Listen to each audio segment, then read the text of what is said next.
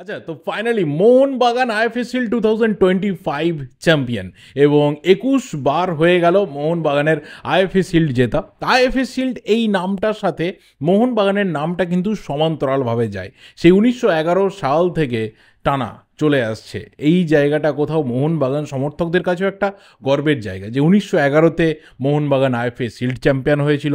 প্রথম ভারতীয় ক্লাব হিসাবে মোহনবাগান আইএফএ শিল্ড চ্যাম্পিয়ন হয়েছিল এবং মোহনবাগানের আরও একটা রিমার্কেবল পয়েন্ট হচ্ছে আইএফএ শিল্ডকে নিয়ে 1947 যে বছর দেশ স্বাধীন হচ্ছে সেই বছরেও কিন্তু মোহনবাগান আইএফএ শিল্ড চ্যাম্পিয়ন হয়েছিল। তো সেই মোহনবাগানের ঘরে 21তম আইএফএ শিল্ড ট্রফি এবং অবশ্যই এই যে একটা জয়, বিভিন্ন ধরনের নেগেটিভিটিকে কোথাও ওভারকাম করে প্লেয়াররা এই যে জয়টা সমর্থকদেরকে তুলে দিল, এটাও কিন্তু অনেক দিন আমাদের মনে থাকবে।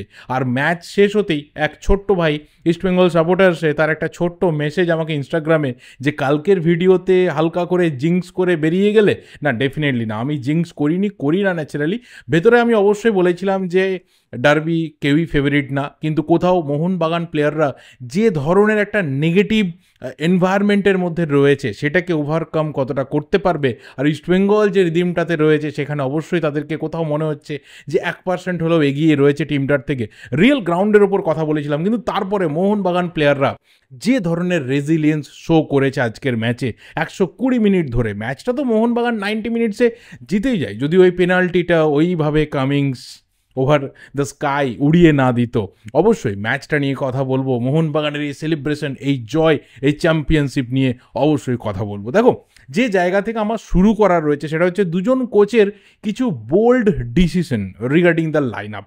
যে স্টার্টিং 11টা আমরা দেখেছিলাম সেটা দেখে আমি অন্তত পার্সোনালি খুব অবাক হয়েছিলাম। মোহনবাগানের স্টার্টিং 11, ইস্টবেঙ্গলের স্টার্টিং 11 দুটোই কিন্তু আমাকে একটু অবাক করেছিল, কারণ এমন কিছু প্লেয়ার যারা হয়তো আজকের ম্যাচের জন্য ভীষণভাবে হট ফেভারিট ছিল টু স্টার্ট দ্য ম্যাচ, তো তারা দেখলাম বেঞ্চে, এবং তারা শুরুটা না করা বা তাদেরকে বেঞ্চে রাখার যে স্ট্র্যাটেজিটা, এটা দুটো কোচের ক্ষেত্রেই কিন্তু একদম পারফেক্টলি কাজ করে গেছে। আমি বলবো না যে কেউই সেই ডিসিশন থেকে কোথাও রিগ্রেট ফিল করবে যে আমি এই ডিসিশনটা কেন নিলাম। হ্যাঁ, হতে পারে ম্যাচের মধ্যে কিছু প্লেয়ারকে তুলে নেওয়া বা তাদের সাবস্টিটিউশন আরও আগে না করা, এই ডিসিশনগুলো হতে পারে যে দুজন কোচই ভাববেন যে আরও একটু আগে করলে বোধহয় ম্যাচটা আমার দিকে থাকতো।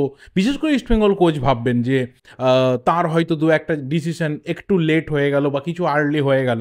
ঠিক আছে, এটা একটা অন্য ব্যাপার, কিন্তু অন্ততপক্ষে দুজন কোচ শুরুতে যে বোল্ড ডিসিশন নিয়েছিলেন স্টার্টিং 11-এর ক্ষেত্রে, এটা তাদেরকে কিন্তু রিগ্রেট ফিল করাবে না। যাদের ওপর তিনি দায়িত্ব দিয়েছিলেন প্রত্যেকটা প্লেয়ার কিন্তু টপ লেভেলে পারফরমেন্স তুলে ধরেছে। এর পরের যে বিষয়টা বলতে হবে সেটা হচ্ছে দুটো টিমের যে মেন্টালিটি এবং ফিজিক্যাল যে একটা শো, সেটা কিন্তু শুরু থেকে খুব পজিটিভ ছিল। এরকম না যে কেউ একটু পিছিয়ে রয়েছে, কেউ একটু খুব বিরাট একটা অ্যাগ্রেসিভ মাইন্ড নিয়ে খেলছে, এরকম না। দুটো টিমই কিন্তু কোথাও অপোনেন্টকে ঠিক করে রিড করা, প্রপার ওয়েতে একটা অ্যাটাককে বিল্ড করা এবং অপোনেন্ট কী করতে চাইছে সেটাকে জাজ করে অ্যাটাককে জেনারেট করা, সেটা কিন্তু করছিল।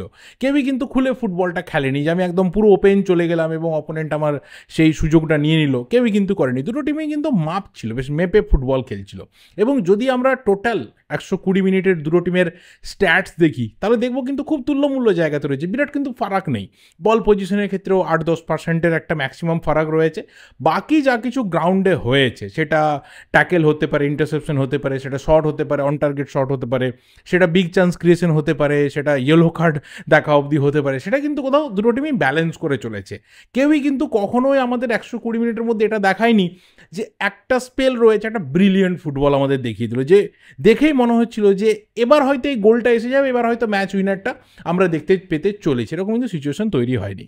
45 মিনিটসের যে ফার্স্ট হাফটা ছিল, সেই ফার্স্ট হাফে কিন্তু প্রায় প্রথম 25-30 মিনিট এই ধরনের খেলাই হয়েছে, একদমই খুবই দুলকি চালে খেলা হয়েছে। সেই অর্থে বিরাট কিছু বড় অ্যাটাক তৈরি হচ্ছিল না, খুব থ্রেট দুটো ডিফেন্সের ওপরে খুব বিরাট কিছু ক্রিয়েট হচ্ছিল না। কিন্তু যে মোমেন্টে মোহনবাগান পেনাল্টি জিতলো, যে মোমেন্টে আনোয়ার ওই ধরনের একটা ফাউল করে বসলো ম্যাকলারেনকে, এবং যে মোমেন্টে পেনাল্টিটা মিসও হলো, সেই মোমেন্ট থেকে কিন্তু খেলা কিছুটা পরিবর্তন হয় এবং তার কিছুক্ষণের মধ্যেই কিন্তু ইস্টবেঙ্গল গোলটাও পেয়ে যায়। এবং সেখানে মোহনবাগান সমর্থকরা ভাবতে শুরু করে যে এটা হয়তো ম্যাচের টার্নিং পয়েন্ট হয়ে যেতে পারে, এখান থেকে হয়তো কোথাও একটা আরও খারাপের দিকে ম্যাচটা গড়িয়ে যেতে পারে। কারণ একটা প্লেয়ার যখন পেনাল্টি মিস করছে, একটা টিম যখন পেনাল্টি মিস করার পর গোলে পিছিয়ে যাচ্ছে, তখন ন্যাচারালি হয় কি কোথাও একটা মনোবল একটু ব্যাকওয়ার্ড চলে যায়, বাট মোহনবাগানের ক্ষেত্রে হলো না, কারণ দুটো প্লেয়ার, সিরিয়াসলি বলছি, সেই দুটো প্লেয়ার কোথাও সেই মেন্টালিটিকে ডাউন হতে দেয়নি। এক হচ্ছে আপুইয়া, দুই হচ্ছে সাহাল আব্দুল সামাদ। ফার্স্ট হাফটা আমি বলবো যে মোহনবাগানের যদি শো স্টপার কেউ থাকে তাহলে এই দুজন প্লেয়ার কন্টিনিউয়াসলি, আপুইয়া যেভাবে আজকে ওপরের দিকে উঠে খেলেছে,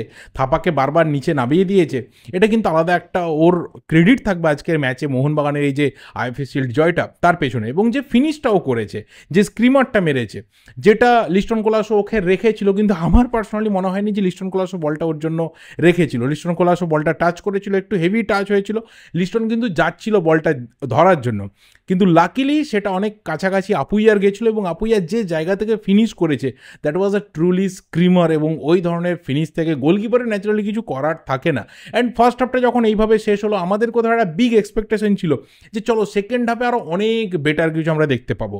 সেকেন্ড হাফে হয়তো এই দুটো টিম আরও বেশি ক্রিয়েটিভ ফুটবল খেলবে, আরও ওপেন প্লে দেখবো, আরও বেশি অ্যাটাক দেখবো। কারণ ন্যাচারালি ডার্বি দেখতে বসা কেন, ডার্বির দিকে গোটা ভারতীয় ফুটবলের নজর থাকে কেন, কারণ best of the best game এই ম্যাচ থেকে আমরা দেখতে পাই।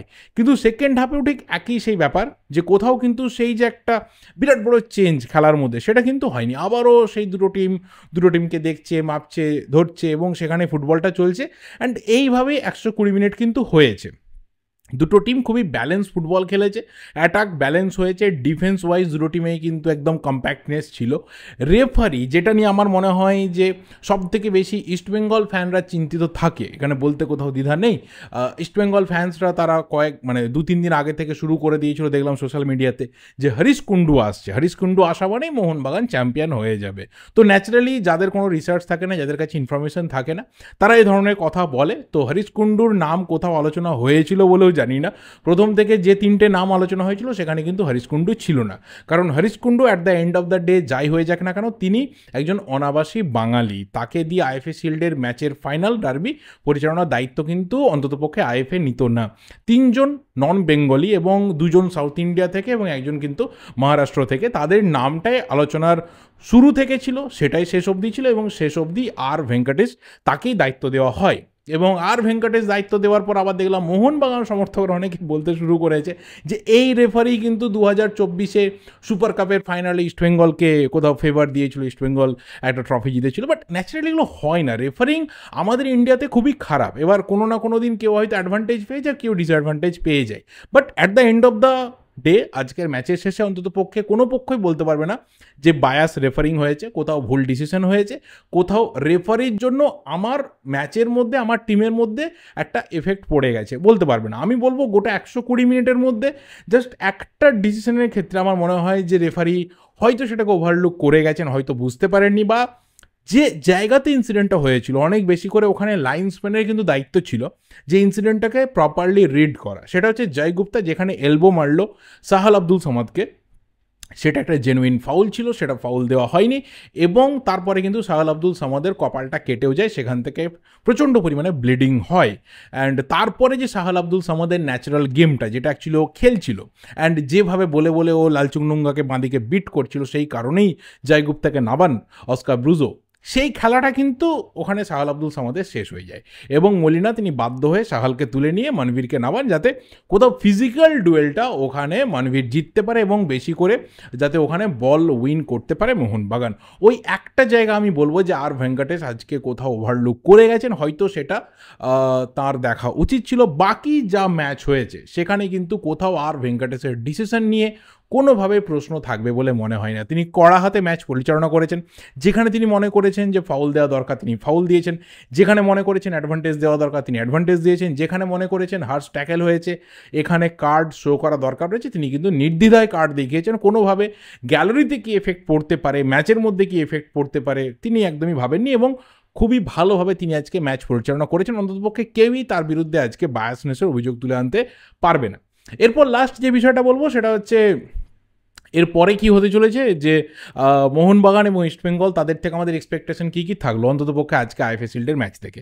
দেখো ন্যাচারালি ম্যাচ যখন 1-1 গোলে ড্র হয়ে পুরোটা শেষ হয় এবং পেনাল্টি শুট আউটে যখন ফাইসালা হয়, তখন পুরোটাই যে আর স্কিল বা কোচের স্ট্র্যাটেজি বা প্লেয়ারদের মেন্টালিটি তার উপর দাঁড়িয়ে থাকে না, কিছুটা লাকের ওপর ছাড়তে হয়, বা কিছুটা গোলকিপার স্পেশালি গোলকিপার আমাকে কতটা অ্যাডভান্টেজ এনে দিচ্ছে তার উপরও থাকতে হয়। এবার এই জায়গাতে দেবজিৎ মজুমদার একদমই গেম টাইম পাইনি আজকের ম্যাচে, 0 সেকেন্ডস গেম টাইম নিয়ে সরাসরি পেনাল্টি সেভ করতে নামে, সেখানে বিশাল কাইত অনেক বেশি চার্জ ছিল, আর জয় গুপ্তার যে শটটা ছিল সেই শটটা খুবই নির্বিষ একটা শট ছিল এবং সেটা বিশাল কাইতের জন্য খুব ইজি ছিল। অ্যান্ড সেই জায়গাতেই কোথাও ম্যাচের প্লটটা তৈরি হয়ে যায়, সেই জায়গাতেই কোথাও চ্যাম্পিয়নশিপের যে জায়গাটা সেটা কিন্তু তৈরি হয়ে যায় এবং মোহনবাগান তারা অবশ্যই এই চ্যাম্পিয়নশিপটাকে নিয়ে সুপার কাপে যাবে এবং এক্সপেকটেশন থাকবে সুপার কাপ থেকে ভালো কিছু করে আসা। কিন্তু একটা বিষয় মাথায় রাখা দরকার যে এআইএফএফ যেভাবে সুপার কাপের গ্রুপ বিন্যাস করেছে সেখানে কিন্তু মোহনবাগান এবং ইস্টবেঙ্গল সেম গ্রুপে রয়েছে, আর দুটো টিমের যে স্ট্রেংথ রয়েছে সেই দুটো টিমের স্ট্রেংথ কিন্তু বলে দিচ্ছে সুপার কাপে যদি ঠিকঠাক ওয়েতে গ্রুপ বিন্যাস হতো, মানে যদি ফেয়ার ওয়েতে হতো, তাহলে এই দুটো টিম সেমিফাইনাল যেতে পারতো, দুটো টিমই যেতে পারতো, যেটা যে কোনো একটা টিম যাবে যা অবস্থা আপাতত। এবং যদি সেমিফাইনালে দেখা না হতো তাহলে হয়তো সুপার কাপে আবারও আমরা ডার্বি দেখতে পেতাম ফাইনালে। তো সেটা হবে না, সুপার কাপে একটা ডার্বি হবে 31শে অক্টোবর হবে, যেটা এএফএফ এর টার্গেট ছিলই যে যত তাড়াতাড়ি সম্ভব ডার্বিটা করিয়ে নাও, সেখান থেকে রেভিনিউ কালেক্ট করো। কিন্তু সুপার কাপ নিয়ে একটা ছোট্ট ইনফরমেশন আমার শেয়ার করা রয়েছে, সেটা হচ্ছে শুধুমাত্র ফতোরদাতে যে ম্যাচগুলো হবে সেই ম্যাচগুলো কিন্তু টিভিতে বা অ্যাপে টেলিকাস্টের আপাতত সম্ভাবনা রয়েছে, মানে সেটা হবেই আর কি কনফার্মেশন। কিন্তু যে ম্যাচগুলো ব্যাম্বোলিমে হবে সেই ম্যাচগুলোর কোনো রকম টেলিকাস্ট বা ব্রডকাস্টিংয়ের আপাতত কোনো রকম সম্ভাবনা নেই। সেটা নিয়ে ক্লাবগুলো তারা তাদের মতো করে এআইএফএফের কাছে রিচ করছে, সেখানে কেরালা রয়েছে, হায়দ্রাবাদ রয়েছে, মানে যারা এখন স্পোর্টিং ক্লাব দিল্লি রয়েছে, ইস্টবেঙ্গল রয়েছে, বাকি আরও আই লিগ ক্লাবগুলো রয়েছে, বাকি আইএসএলে কিছু টিম রয়েছে। কিন্তু ফতোরদাতে যে ম্যাচগুলো হবে, মানে মোহনবাগানের সমস্ত ম্যাচ, গোয়ার সমস্ত match, Mumbai city, Bengaluru FC তাদের সমস্ত ম্যাচ, সেটা কিন্তু সরাসরি সম্প্রচার হবে, বাকি টিমগুলোর হবে না। তো এই ধরনের যে একটা কোথাও ফারাক, যে কেন ব্যাম্বোলিমে একটা সেট আপ করা যাবে না, সেটা কিন্তু ক্লাবগুলো অলরেডি কোশ্চেন রেজ করতে শুরু করেছে। যাই হোক, যেটা বলছিলাম যে এরপর এই দুটো টিমকে নিয়ে আমাদের এক্সপেকটেশন কী কী থাকবে। আইএফএ শিল্ড একটা খুব ভালো প্রস্তুতির জায়গা তৈরি হয়ে গেল দুটো টিমের জন্য, তিনটে করে দুটো টিম ম্যাচ খেলতে পারলো। দুটো টিমকে নিয়ে আমাদের এক্সপেকটেশন থাকবে যে সুপার কাপে ভালো কিছু করুক, কিন্তু মোহনবাগানের ক্ষেত্রে সুপার কাপে ভালো কিছু করলেও তার যে আফটার ম্যাচটা সেটা কিন্তু একদম ভালোর দিকে নেই, কারণ সম্ভবত যেটা এএফসির একটা ভার্ডিক্ট আসতে চলেছে সেটা হচ্ছে মোহনবাগানকে দুটো সিজনের জন্য এএফসি চ্যাম্পিয়ন্স লিগ 2 থেকে সাসপেন্ড করে রাখা। অ্যান্ড সুপার কাপ জিতলেও আমরা জানি যে মোহনবাগান সেই জায়গাতে রিচ করতে পারবে না, রাদার কি সেই স্লটটা কিন্তু চলে যাবে আইএসএলে যারা লিগে রানার্স হবে।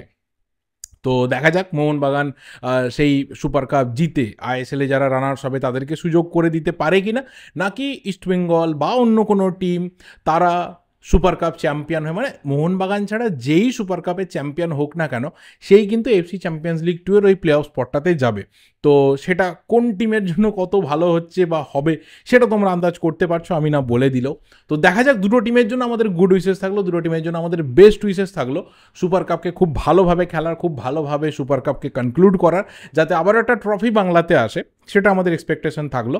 আর আইএসএল আগে যেটা বলেছি যে কবে শুরু হবে, কবে কি হবে, কে দায়িত্ব পাবে, সবটাই এখন 20 বাউ জলে রয়েছে, এখনও অবধি কোনো কিছু ক্লিয়ার নয়। তো এই রাতটা মোহনবাগান সমর্থকদের জন্য, এই রাতটা এতদিন ধরে যারা বিভিন্নভাবে প্রোটেস্ট করে আসছিল তারা কি করবেন সেটা পরের ব্যাপার, কিন্তু তার বাইরেও একটা বিরাট বড় মোহনবাগান সমর্থকদের গোষ্ঠী রয়েছে যারা হয়তো এই ফ্যান ক্লাবদের সাথে বা যারা এই ধরনের আজকে জেনজিদের সাথে সবসময় তাল মিলিয়ে চলতে পারেন না, তাদের কাছেও একটা বিরাট বড় উৎসবের রাত, তাদের কাছে একটা বিরাট বড় সেলিব্রেশনের রাত। কলকাতার আগে, দিওয়ালির আগে একটা অকাল দিওয়ালি আমাদের কাছে এসে গেল, অকাল দীপাবলি এসে গেল। অলরেডি আমি জানি যে বহু জায়গাতে সেলিব্রেশন শুরু হয়ে গেছে, আমি যেখানে রয়েছি সেখানেও আমি দেখতে পাচ্ছিলাম চারদিকে মোটামুটি বাজি ফাটতে শুরু হয়ে গেছে। So this is a very very very much joyful night for the Mariners. And definitely এরপর যে মোহনবাগান সমর্থকরা বা যে ফ্যান ক্লাবরা তাদের একদম ন্যায্য দাবি নিয়ে যে প্রোটেস্ট চালিয়ে যাচ্ছিলেন, তারা পরবর্তী প্রোটেস্টের যে অভিমুখ সেটাকে কোন দিকে রাখেন, এবং অবশ্যই যে আউটকাম ম্যানেজমেন্টের তরফ থেকে আসার কথা রয়েছে, যে কী কী স্টেপ তারা নিতে চলেছে সেটাই বা কী আসে সেটাও দেখার বিষয় হবে। সো সব কিছু নিয়ে ইন্ডিয়ান ফুটবল আপাতত বেশ ভালোভাবে মেতে রয়েছে। অ্যান্ড ডেফিনেটলি আমার কাছে খুব এনজয়িং একটা নাইট ছিল, আমার কাছে খুবই এনজয়িং একটা আইএফএ শিল্ড ফাইনাল ছিল। তোমাদের কাছে কেমন ছিল অবশ্যই কমেন্ট করে জানিও। ভিডিওটাকে আর লেন্দি করতে চাইছি না, সেলিব্রেশনের রাত এই অবধি ভিডিওটা থাক। ভিডিওটা ভালো লাগলে লাইক করো, শেয়ার করো, দেখা হবে পরের ভিডিওতে। টিল দেন অবশ্যই চ্যানেলটা সাবস্ক্রাইব করে যেও, তোমাদের ভ্যালুয়েবল কমেন্টগুলোকে কমেন্ট করে জানাতে থাকো। Thank you, good bye and good night.